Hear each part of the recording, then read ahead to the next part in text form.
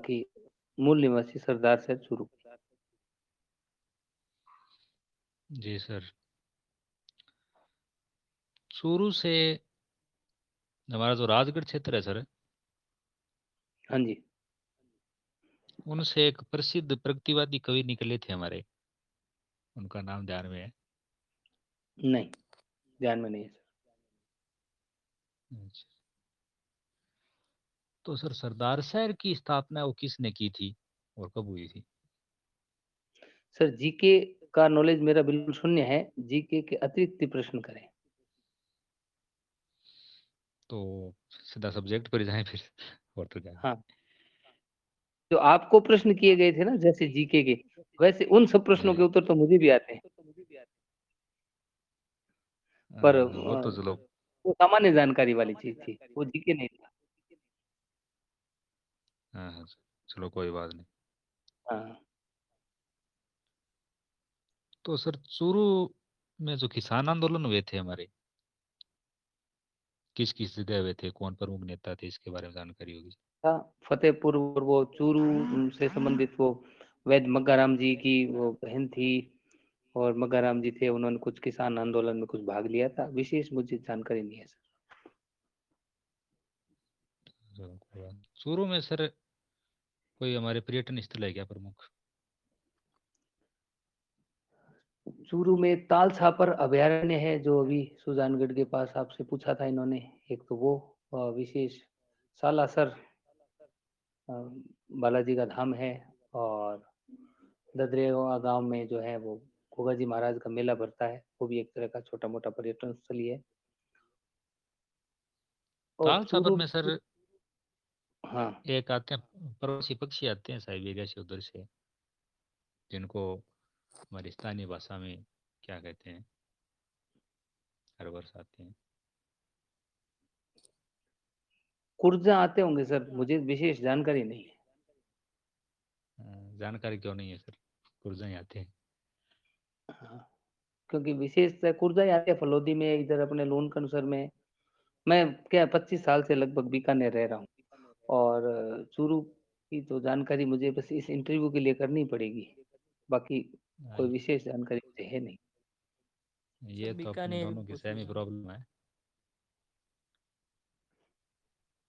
और अपने अभी सादुलपुर से विधायक है कृष्णा पूनिया जी, हाँ जी। वो राजनीति से पहले किस क्षेत्र में थे?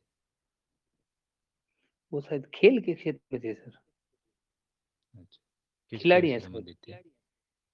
किस खेल से संबंधित थे? पता नहीं सर, किस खेल से संबंधित। डिस्क थ्रो है क्या शायद, कुछ पता नहीं मुझे। चलो चलो कोई बात नहीं। सर बीकानेर का एक उपनाम मिलता है राती घाटी, हाँ। राती घाटी क्यों कहा जाता है उसे? यहाँ सर कामरान के साथ और राव हाँ, बीका नहीं, क्या नाम है इनका, बीका के पुत्र थे, नाम भूल गया देखो मैं, उनका युद्ध हुआ था अ,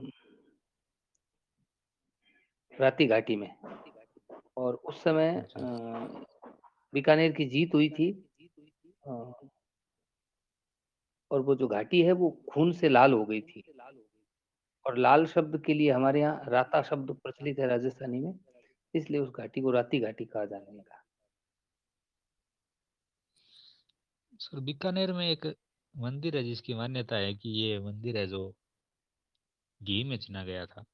पांडा शाह जैन मंदिर है, जी सर बिल्कुल। लक्ष्मीनाथ जी के मंदिर के जस्ट पास। जी सर बिल्कुल। चलो सर, सामान्य ज्ञान के प्रश्न समाप्त होते हैं, दौलता ऐसी आई है। राव जैतसी थे सर, याद आया, राव जैतसी। वो बिठू सुजा का ग्रंथ भी है राव जैतसी रो छंद। जी जी जी सर जी। सही बोल।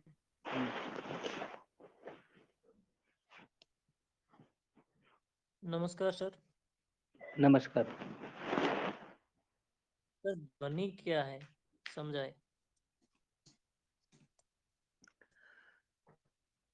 ध्वनि के लिए सर आनंदवर्धन तो ने अपने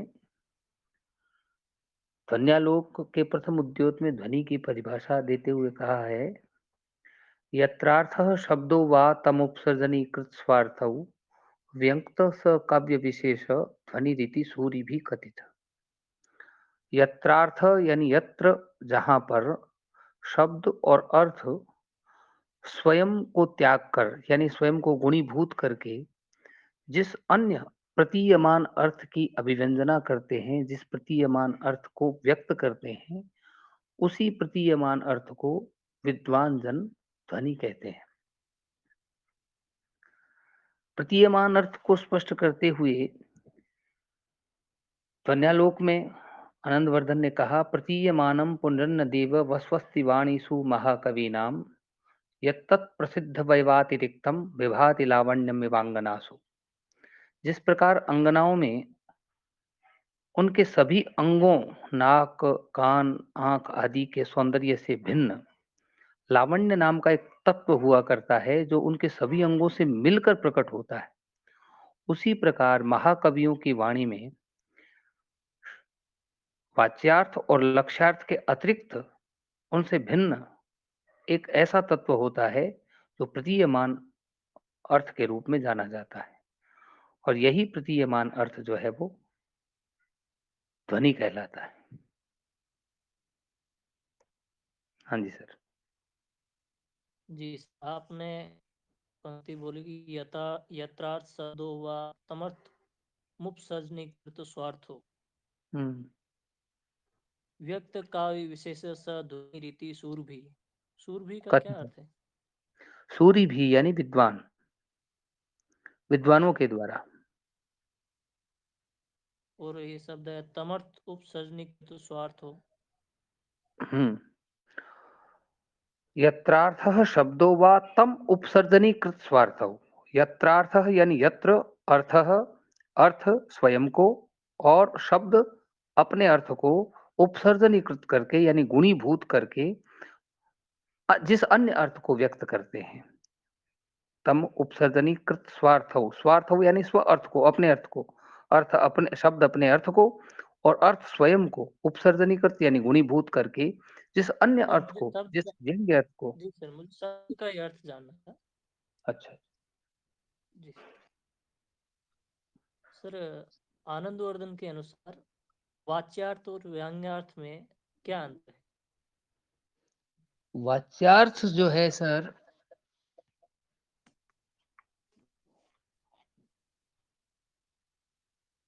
एक मिनट है ना, फोन आ गया था सर। आ रही है मेरी आवाज? जी सर, हाँ बिल्कुल। हाँ। आपने पूछा वाच्यार्थ और व्यंग्यार्थ में क्या अंतर है। जी सर वाच्यार्थ है वाच्य अर्थ, जो जिसको हम अभिधेयार्थ कह सकते हैं या मुख्यार्थ कह सकते हैं, संकेतित अर्थ कह सकते हैं। मुख्य अर्थ यही है, शब्द का वाचन करते ही उसका जो संकेत ग्रहण किया गया अर्थ हमारे मस्तिष्क में प्रकट होता है, उसी को हम वाच्यार्थ कहते हैं। और वाच्यार्थ की प्रतीति के बाद भी यदि उस शब्द से कोई अन्य अर्थ की प्रतीति होती है तो उसे व्यंग्यार्थ कहते हैं।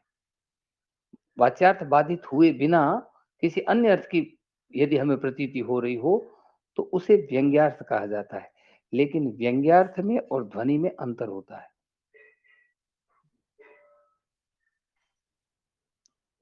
सर, हाँ जी सर। आनंदवर्धन ने वाच्यार्थ और व्यंग्यार्थ में अंतर बताया है, उसके 8 तत्व बताए हैं। उन तत्वों में से किसी के विषय में आपको जानकारी है?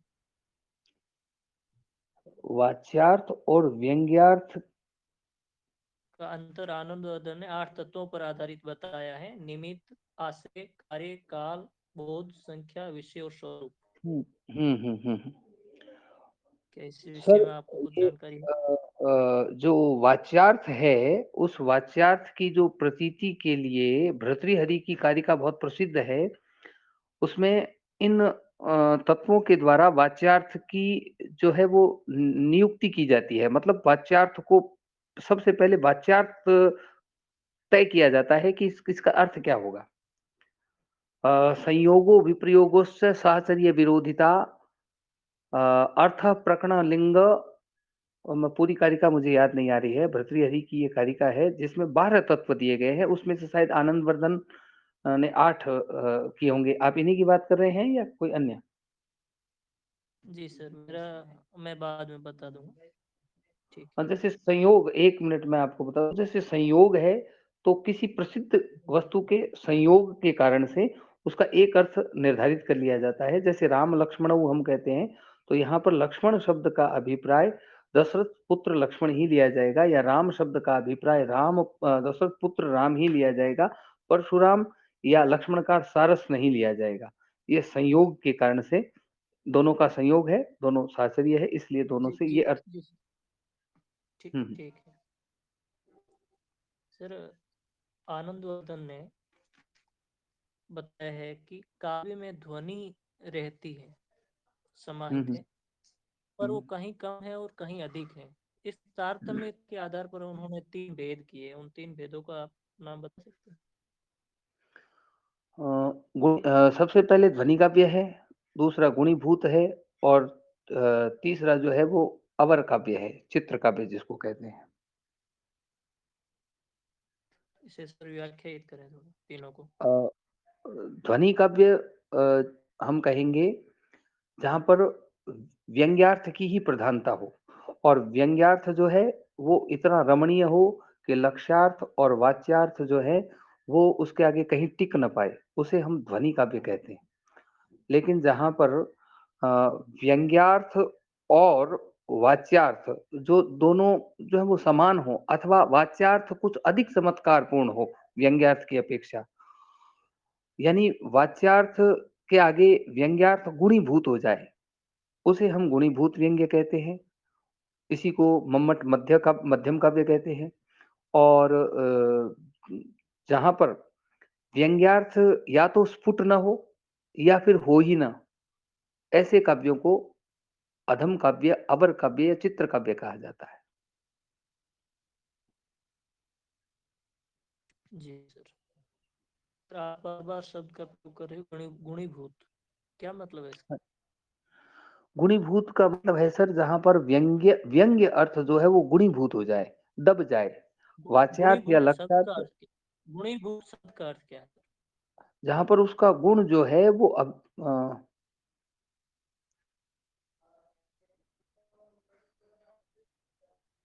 गुणीभूत व्यंग्य शब्द है ना पूरा सर, तो व्यंग्य जो है वो गुणीभूत हो जाए अर्थात दब जाए।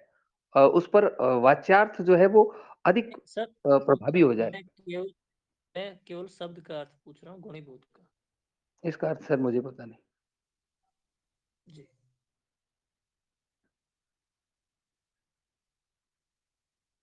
शायद गुण अभिभूत हो जाना, कुछ ऐसा। जी। ध्वनि काव्य के कितने भेद माने गए हैं? मुख्य भेद ध्वनि के कितने माने भेद, गए ध्वनि ध्वनि के भेद ध्वनि ना, काव्य के? हाँ, ध्वनि ध्वनि के के। मूलतः 2 भेद माने हैं, अ, विवक्षित वाच्य ध्वनि और अविवक्षित वाच्य ध्वनि। विवक्षित वाच्य को हम अभिधामूला कह सकते हैं और अविवक्षित को लक्षणामूला कह सकते हैं। आगे कहें तो आगे भी बताऊं इससे? आगे आप जारी रखें, इसे स्पष्ट भी करें। इनके हाँ भी जी। भेद हैं, उन भेदों को हाँ, भी कुछ। विवक्षित वाच्य जो ध्वनि है उसके फिर 2 भेद किए गए हैं, असंलक्ष्य क्रम और संलक्ष्य क्रम। असंलक्ष्य क्रम जो है उसमें अ, रस, रसाभास, भावाभास, भाव ध्वनि, ये सब आ जाते हैं। और जो संलक्ष्य क्रम है जिसमें वस्तु ध्वनि और अलंकार ध्वनि को हम रखते हैं। क्या आप सही बता रहे हैं सर? संलक्ष्य क्रम में अनुरणन वस्तु और अलंकार, और असंलक्ष्य क्रम में रस ध्वनि, यही बताया मैंने या कुछ उल्टा करके बोल गया? ठीक है, आप आगे बढ़े। हाँ इन जी। ध्वनियों के परिभाषित भी करें आगे भी आप सर। संलक्ष्य क्रम ध्वनि जो है उसमें अनुरणन ध्वनि रहती है, अर्थात वाच्यार्थ और व्यंग्यार्थ जो हैं, इनका क्रम हमें लक्षित होता है। पहले वाच्यार्थ, फिर व्यंग्यार्थ, इसका क्रम हमें पता चलता है। जिस प्रकार घंटा जो बजाया जाता है मंदिर में, उसकी एक मुख्य ध्वनि के बाद उसकी जो पीछे जो ध्वनि जो है वो लगातार कुछ समय तक हमें सुनाई देती है। इसी प्रकार संलक्ष्य क्रम में म, वाच्यार्थ की प्रतीति के बाद ध्वन्यार्थ जो है, व्यंग्यार्थ जो है, उसकी प्रतीति पीछे पीछे होती रहती है। इसमें दो ध्वनियां आती हैं, वस्तु ध्वनि और अलंकार ध्वनि। असंलक्ष्य क्रम वाच्य ध्वनि जो है, इसमें वाच्यार्थ और व्यंग्यार्थ का जो प्रतीति का क्रम है, वो क्रम तो रहता है, किंतु क्रम लक्षित नहीं होता। इस क्रम को हम लक्षित नहीं कर पाते। इसके लिए शतपत्र भेदन न्याय जो है, इस सिद्धांत के द्वारा इसे समझाया जाता है। जिस प्रकार शत कमल दल को हम सुई से भेदें, तो उसमें क्रम तो निश्चित रूप से है, किंतु उसका क्रम लक्ष्य शीघ्रता के कारण लक्षित नहीं होता। इसलिए इसे असंलक्ष्य क्रम ध्वनि कहा जाता है। इसमें रस ध्वनि आती है, और रस ध्वनि के बाद जो भाव है, भाव शांति है, भाव सबलता, भाव संधि और रसाभास, भावाभास, ये सब इसके अंतर्गत आते हैं। दूसरी जो मैंने बताई थी, अविवक्षित वाच्य ध्वनि, जिसमें वाच्य जो है वो विवक्षित नहीं होता, यानी वाच्यार्थ की प्रतीति होती नहीं है, वाच्यार्थ बाधित हो जाता है। और वाच्यार्थ के बाधित होने पर लक्षणा का आश्रय लिया जाता है, अर्थात ये ध्वनि लक्षणा पर आश्रित होती है, लक्षणा मूला ध्वनि इसे कहा जाता है। इसके भी हम दो भेद करते हैं। एक होती है अर्थांतर संक्रमित वाच्य ध्वनि, जिसको हम अ, उपादान लक्षणा मूला ध्वनि भी कह सकते हैं, या अजहत स्वार्था ध्वनि भी कह सकते हैं, जो स्वार्थ का त्याग नहीं करती। और दूसरी जो है वो अत्यंत तिरस्कृत वाच्य ध्वनि, या लक्षण लक्षणा मूला ध्वनि भी इसको कहा जा सकता है, या जहत स्वार्था ध्वनि भी कह सकते हैं, जो अपने स्वार्थ का त्याग कर देती है। तो जो अविवक्षित वाच्य ध्वनि है, उसमें से पहला भेद मैंने बताया अर्थांतर संक्रमित। इसमें क्या होता है कि जो मुख्य अर्थ है, वो अन्य अर्थ में संक्रमित हो जाता है। मुख्य अर्थ का त्याग नहीं होता पूर्णतः, उसके साथ और कुछ जुड़ जाता है, और अर्थ की प्रतीति, व्यंग्यार्थ की प्रतीति होती है। इसका उदाहरण हम दें, अबला जीवन हाय तुम्हारी यही कहानी, आंचल में है दूध और आंखों में पानी। यहाँ पर जो आंचल में दूध में मुख्य अर्थ बाधित होता है, क्योंकि आंचल में दूध नहीं होता, आंचल वस्त्र को कहा जाता है, किंतु सामीप्य संबंध के कारण ये आंचल शब्द जो है वो स्त्री के उरोज का वाचक बन जाता है, और आंचल के सामीप्य से उसकी प्रतीति करवाता है। अत्यंत तिरस्कृत वाच्य ध्वनि को यदि हम देखें, तो वहां पर जो वाच्यार्थ है वो पूर्णतः तिरस्कृत हो जाता है, वाच्यार्थ का ग्रहण नहीं किया जाता, वाच्यार्थ से भिन्न व्यंग्यार्थ की प्रतीति होती है। इसे हम लक्षण लक्षण मूला ध्वनि भी कहते हैं। इसमें जैसे इसका उदाहरण लक्ष्मण परशुराम संवाद में परशुराम जी को कहते हैं, लक्ष्मण जी बोलत वचन झरत जन फूला, क्या बोल क्या रहे हैं, जैसे फूल झड़ रहे हैं। अब ये जो वाक्य है, ये पूर्ण तिरस्कृत हो जाता है, और इससे भिन्न अर्थ हम उससे लेते हैं कि आप जो है वो किस तरह से रौद्र रस के वशीभूत होकर के गालियां और आदि दे रहे हैं। और बताइए सर। जी। आचार्य आनंदवर्धन ध्वनि सिद्धांत को स्थापित करने से पहले उन्होंने ये अनुमान लगा लिया था कि इस सिद्धांत का विरोध होगा। इस अनुमान के आधार पर उन्होंने 3 प्रकार के विरोधी माने अपने, और उनका खंडन भी किया। उन 3 प्रकारों के विषय में अगर जानकारी है तो आप स्पष्ट करें। पहली कारिका में आनंदवर्धन ने काव्य की आत्मा के रूप में ध्वनि की स्थापना करते हुए इन तीनों मतों का उल्लेख किया है। काव्यस्य आत्मा ध्वनि रीति बुधै स्माम्नात् पूर्वः तस्या भावम जगदुपरे भाक्तम आहुः समन्ने केचित् वाचां स्थितं विषये तत्त्वमुचस्तदीयं तेन प्रोम सहृदय मनः प्रीतये तत्स्वरूपम। इसमें इन्होंने 3 मत दिए हैं। पहला मत जो है वो है अभाववादियों का, जो लक्षणा का क्षमा करें, ध्वनि का पूर्णतः अभाव मानते हैं और वो कहते हैं ध्वनि नाम का कोई तत्व है ही नहीं। दूसरा जो मत है वो है भाक्तवादियों का, जिनको हम लक्षणावादी कहते हैं। भाक्तम आहुस्तमन्य, यानी कुछ लोग इसको भक्ति मान लेते हैं, लक्षणा मान लेते हैं और लक्षणा के द्वारा ही ध्वनि को जो है वो घटित कर देते हैं। तीसरा जो मत है वो अनिर्वचनीयतावादी है, अलक्षणीयतावादी, जो कहते हैं ध्वनि नाम का कोई तत्व है तो सही, पर उसका निर्वचन नहीं किया जा सकता, वाणी के द्वारा उसको अभिव्यक्त नहीं किया जा सकता। तो ये 3 मत उन्होंने दिए हैं। इनका खंडन आप बता सकते हैं? खंडन तो बहुत विस्तृत हो जाएगा सर। अभाववादियों का, हाँ, संक्षिप्त में आप खंडन बता दें इनका। और अभाववादियों का जो खंडन किया है आनंदवर्धन ने, अभाववादी कहते हैं कि ध्वनि है ही नहीं। तो आनंदवर्धन ने इसके विषय में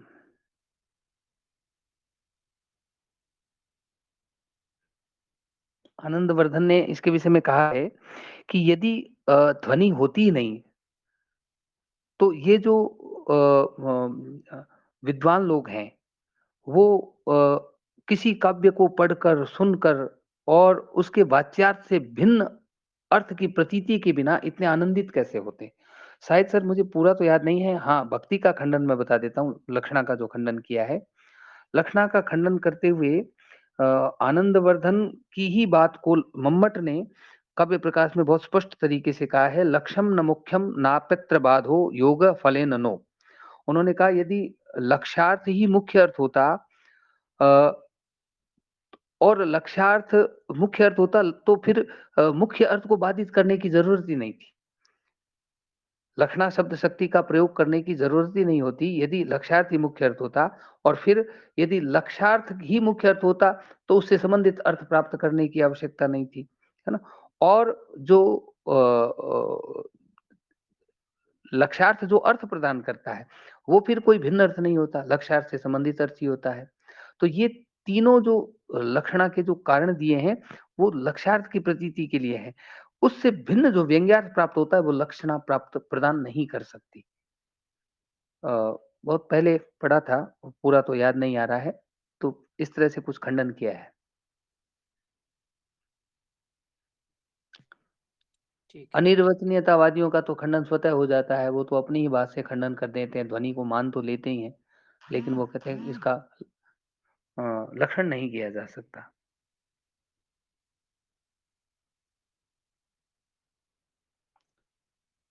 हाँ दौलता जी। ठीक है। जी जी। तो आप ये बताएं कि ध्वनि सिद्धांत का भारतीय काव्य शास्त्र में क्या महत्व है? देखिए सर, ध्वनि सिद्धांत जो है ये ऐसा विकसित सिद्धांत है कि इसके अंतर्गत इससे पहले के और इसके बाद के सभी सिद्धांत समाहित हो जाते हैं।